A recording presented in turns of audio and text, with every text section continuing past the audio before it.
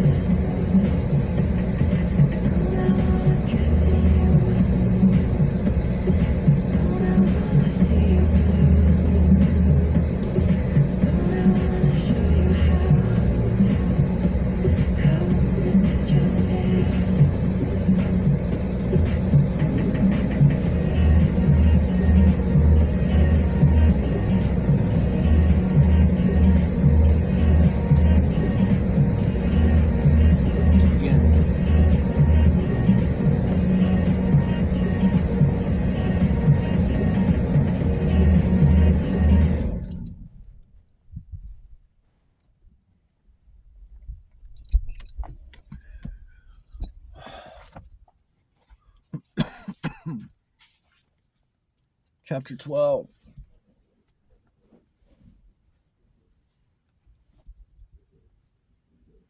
Real estate is not a thing that ever gets itself transferred from one owner to another expeditiously. Miss Pumphrey was not a person of whom one could ask favors in the way of obtaining possession, and Hugh reckoned he would find himself at a loose end for at least a fortnight. At breakfast next morning, he said to old Jelks, "I say, what do I do about paying Miss Wilton? I'm taking up a devil of a lot of her time, and I suppose time is money with her." "Does she suit you?" "Yes, first rate. She's a dashed good sort. I like her." "Then I should put her on the payroll, if I were you. Give her a weekly salary, and have the call on her time." "That's a good idea. There are various jobs I'd like her to do for me. What shall I offer her?" £3 a week," said old Jelks tentatively. "Right you are. I suppose she'll pick up a bid on commission from the various firms we deal with." "Yes, she'll expect to do that. What are the jobs you want her for at the moment?" "It's too soon to start furnishing, isn't it?" He was nonplussed. He hadn't thought of any particular jobs for Mona to do. What he really wanted was to get some money into her hand without hurting her pride. The jobs had been faked up on the spur of the moment to give him an excuse for paying her. At least, so he told himself. He had often faked up jobs for people before, so why not now? God knows the girl needed it if appearances were anything to go by. But at the back of his heart was the feeling that it would be a very empty fortnight before he could get to work with her. I had an idea that she might do a bit of research for me. he said, improvising hastily. Yes, she'd do that all right. She's done a good deal of work at the British Museum for me. I can't leave the shop during business hours. What is it you want her to look up? I'd like to trace out the history of Monk's farm. I believe it will prove to be rather exciting. It's certainly made a promising start. Yes. I can put her on the track of that. She needn't go much further than my shelves for the moment. I've made rather a specialty of the queer side of monastic history. After she's got through with that, she could go down and see the archaeological solicitor and follow up the trail locally. Besides, there is sure to be a good collection of stuff in the library of the local museum.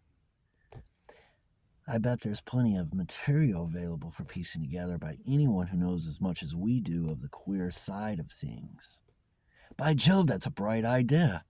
I'll run her down to the C.O. Watney, and we'll have a rootle round in the local museum. It was on the tip of Jelk's tongue to say, "Why don't you let her get through with my books first?" But he restrained himself. Consequently, Jelks went round to collect Miss Wilton, leaving Hugh in charge of the shop. Returning in 10 minutes' time, he found Hugh immensely elated at having sold 3 books out of the 2-penny bin in his absence. Once again, the racing car took the road north with Mona Wilton, hooded and clad in green, seated beside its driver. She was amused to see that he had forgotten all about the quest of Pan and was absorbed in the pursuit of the walled-up prior.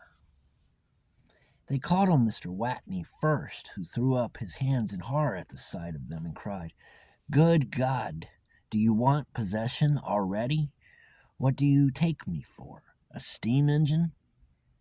However, he was not merely pacified, but enraptured when he learnt that Hugh was bent on unearthing the antecedents of his new property.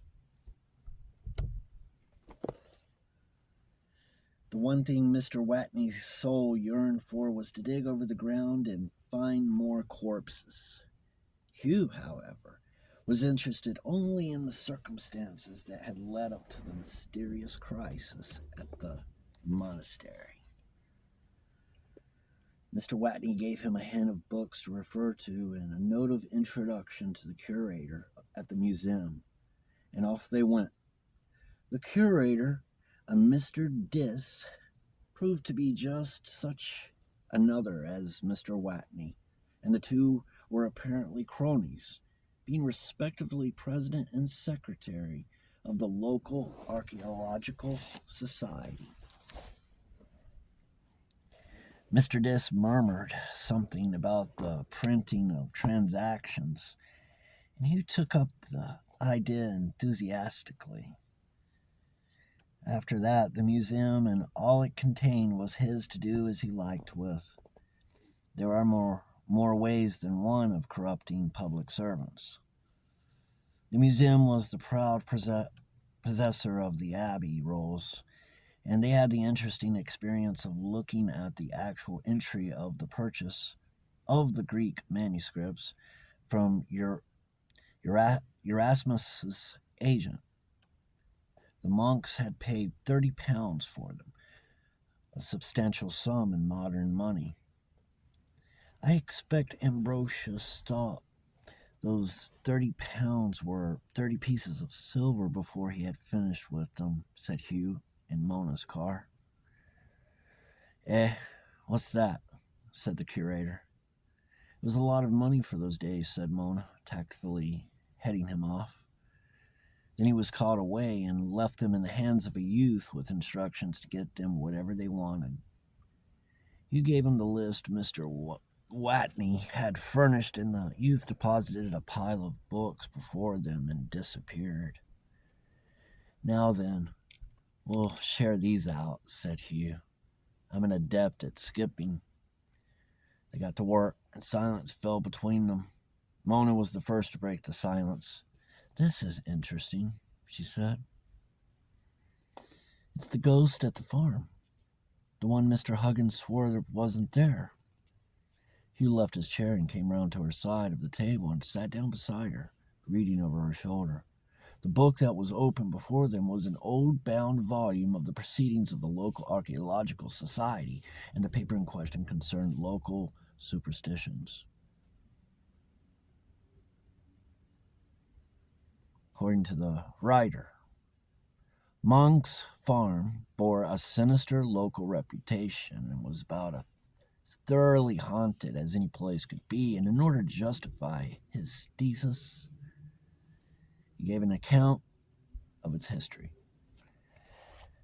It appears that it was not originally a penal house, such being unknown in England, though common enough on the continent, English abbots contenting themselves with penancing the lives out of recalcitrant monks. It had been built by the famous or infamous prior Ambrosius as a special place of retreat and meditation to which certain picked monks retired at certain seasons. It was not until the trouble broke out that it was turned into a penal house by the simple expedient of blocking up the cell windows and making the monks who were there stop there, whether they liked it or not. Ambrosius was taken to his own special priory and bricked up below stairs as a warning and an example. The other monks were kept in their cells on a low diet till they died more or less naturally. They never saw the light of the day again. In darkness and solitary confinement, they waited their end. One man lived to be over 85 years. 55 years imprisonment. Their jailers never spoke to them, and jailer replaced jailer till the last monk died, and then the place was abandoned. The ghost of the prior was supposed to walk around the cells talking to his monks and consoling them. At any rate, it was a well-established fact that the monks in solitary confinement talked to someone, but then men in solitary confinement often do that. There are always naturalistic explanations of supernatural phenomena to be found if one will only look for them and doesn't mind their being far-fetched. The discussion followed the reading of the paper, and which was recorded in all its worldly fullness. Somewhat took the guilt of the gingerbread, however, for it was pointed out by persons familiar with local customs as well as local superstitions that the empty buildings of Monk's Farm had long been a favorite haunt of lovers without benefit of clergy. This apparently disposed of the ghost of Ambrosius once and for all, and though the speaker was thanked for his paper, no one said they believed him. "That's a useful clue," said Hugh. "What do you suppose they were up to at that prairie? Raising the devil? I shouldn't be a bit surprised if they were trying to do exactly the same thing that you were trying to do. What is that? Break away from their limitations and find fullness of life. I don't blame them. A monk's life must be a pretty empty life for an active chap. That is where you are mistaken. A contemplative life can be an extraordinarily vivid and interesting life, provided one is getting results. What did the old boys do besides saying their prayers? There is more in prayer than just asking for what you want. We Protestants don't know anything about it, but with the Catholics, it's a fine art. You can get wonderful experiences from prayer and meditation if you know what you are about. If you want to get on the track of those, a contemplative life is lively enough for anybody. I don't think it would be suit my style of beauty. I am out after Pan. Well, aren't you approaching Pan through prayer and meditation? Now you mention it, I believe I am. In fact, I tried to apply to him the method of St. Ignatius, and I got results too. I've had them twice now. Do tell me, what are they? Well, I made a mental picture of ancient Greece, and it came alive, and for a moment I found myself there. And then last night, when I tried to do it again, I was too sleepy to control it, and first I slipped off into nightmare from going to sleep on my back, and then I escaped from the nightmare into the very scene I had been imagining. And do you know what the nightmare was? I dreamt of poor old Ambrosius. Or rather, I dreamt I was walled up like him, and very unpleasant it was, too. Then I bust out of that dream onto the Greek hillside in the sunshine, and someone was going up the hill ahead of me, and I believe it was you. At any rate, it was someone with your build and walk. That's interesting, said Mona non-committedly, apparently absorbed in an account of the way in which the ancient Romans laid their drains. At that moment, the curator returned. I am sorry to have to leave you, he said. Would you care to see the illuminated manuscripts? Well, they acquiesced, and he led them to a glass case, unlocked it, raised the lid, and began tenderly to turn over the heavy vellum pages of an exceedingly fine psalter. This is particularly interesting, he said, because all of the initial letters are set in little scenes of the abbey. He pointed out to them the high altar, the cloisters, the bell tower, the great gate, the monks at work in the scriptorium. Then he turned another page and pointed into a little picture of a black-robed monk sitting at his desk writing. This is the man, he said, who laid the foundations of the famous library, a great scholar in his day, but died young. Life was short in those days. They saw a minute, but diamond-clear portrait of a youngish man, round-shouldered at his desk, sharp-featured, clean-shaven, tonsured. Mona glanced up involuntarily at the face of the man beside her, bending over her shoulder. Feature for feature, the faces were identical. Even the scholarly stoop of the shoulders was reproduced. That was one of the priors, Ambrosius, said the curator. There was dead silence for a moment, Mona holding her breath and wondering what was going to come next. Hugh broke it, and Mona thought his voice sounded rather odd. That's interesting, he said. Can you tell me anything about him? Yes, there's a good deal about him in the library, scattered here and there. It is all gathered together in one of these transactions, however, and by our mutual friend, Mr. Watney, too. I expect he is greatly excited by your purchase of Monk's Farm. He has always wanted to excavate there, but Miss Pumphrey would never allow it.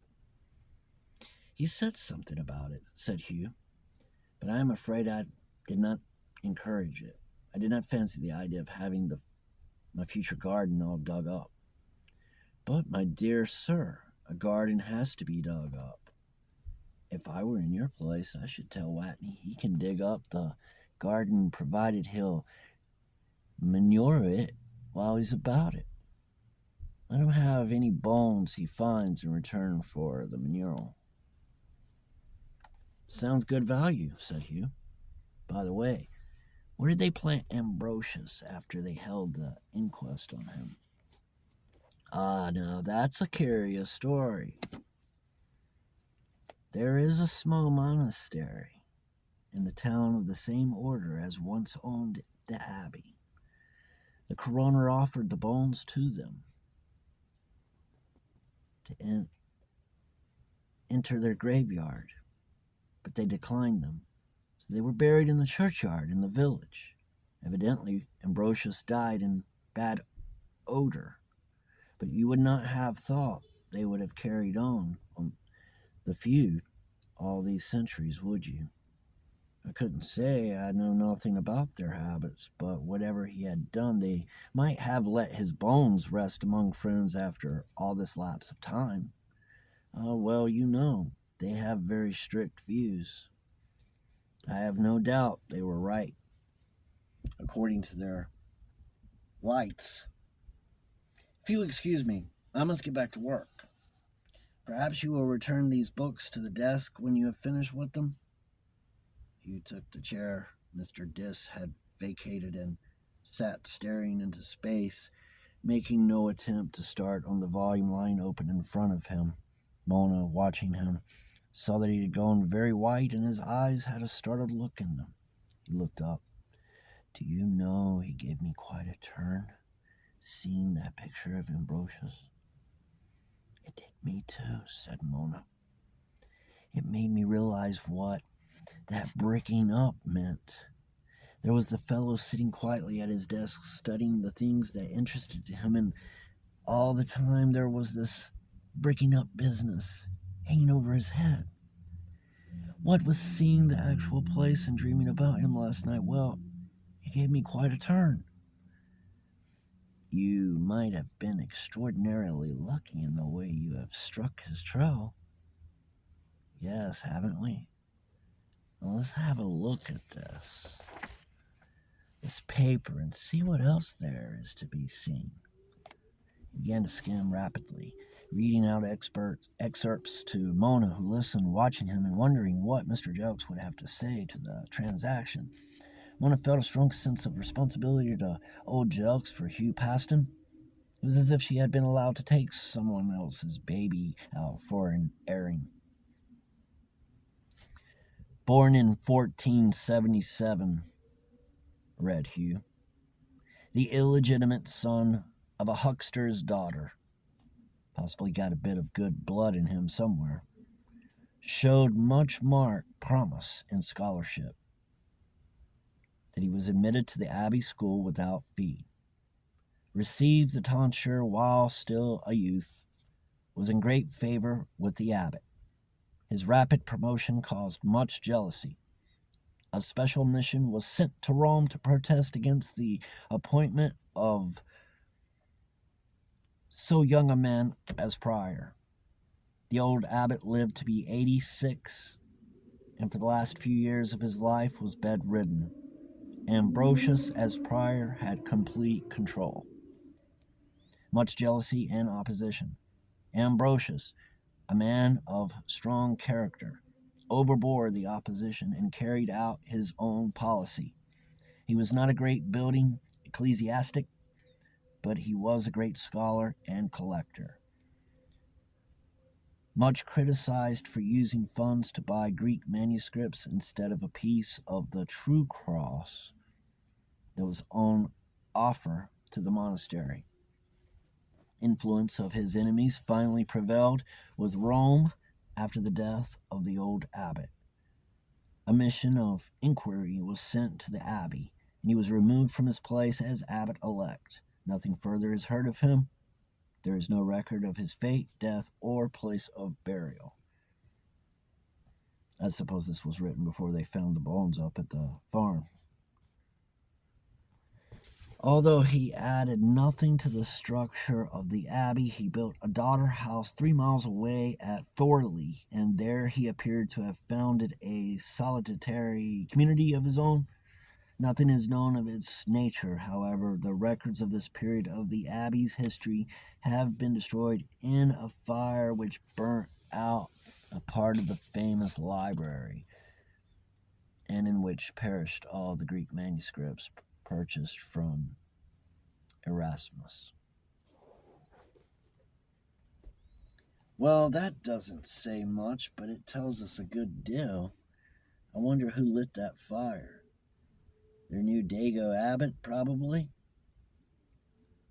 I should say there is not much doubt about it that Ambrosius was up to some queer games. And as Uncle Juck says, the Greek manuscripts were at the bottom of the trouble. Corrupted his mind, I expect. But can't you see the fellow getting shoved into the church as the only possible outlet for a poor scholar in those days? And not belonging there a bit. And breaking out good and proper when he struck those Greek manuscripts. Come on, let's go home and ask Uncle Jelks what he makes of it. Hugh deposited Mona at the bookshop and went to pull the car away. Uncle Jelks, said Mona, as soon as he had disappeared, Mr. Paston has gone completely mad on Prior Ambrosius and forgotten all about Pan. Splendid, said Jelks. I'm exceedingly glad to hear it. I had hoped something of that sort would happen if you took him in hand tactfully. But that isn't all. We traced out the story of Ambrosius pretty completely, and Ambrosius was also after Pan, or something uncommonly like it. And I'll tell you another thing. We saw a little picture of Ambrosius at the museum, and it might have been a portrait of Mr. Paston. Gorblimmy! Gorblimmy! Said the old bookseller, and sat down in his chair with a flop. I knew it was going to be bad, but I never dreamt it was going to be as bad as all this. Uncle Jokes, I think it wouldn't take much to send Mr. Paston off his head, if you ask me. Well, my dear, we can't stop now what we've started. That would make the devil of a mess. All we can do is hang on to his coattails and hope for the best. But where is the thing going to end? It struck me when he was talking last night that he felt very strongly about Ambrosius, but I put it down to his having just heard that ghastly story and seen the place where it happened. After all, you know, some people have such vivid imaginations that they will react to a novel. Ambrosius's death was a pretty dreadful one. Are you sure you aren't imagining things, Mona? The facts about Ambrosius are history, Uncle, and you can verify the portrait for yourself if you don't believe me. And I'll tell you yet another thing. Mr. Paston had a nightmare last night. And it must have been a pretty vivid one because I could see that it upset him to talk about it. And he dreamt that he was Ambrosius, walled up and dying, and then he escaped from there into Greece, and it was wandering over the hills in the sunshine. For some reason best known to herself, Mona did not mention that in his dream, Hugh had a companion. The old bookseller scratched his head and vulturing head. Any single one of those things would pay no attention to, he said. But when you get them all together like that, you have to take notice. The interest in Ambrosius would mean nothing by itself, nor even the interest in the dream together, because the interest might have caused the dream. But when you get the interest and the dream and the same sort of history in the two men, and on top of that, the likeness, well, you can't get away from it. Something is afoot. I've known things like that happen before, and when a man who has been on the path comes back to it again, circumstances often take him to the place of his last death. Now, we will watch and see what happens.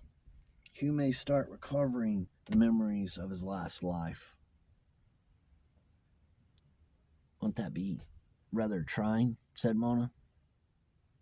They must be pretty awful memories.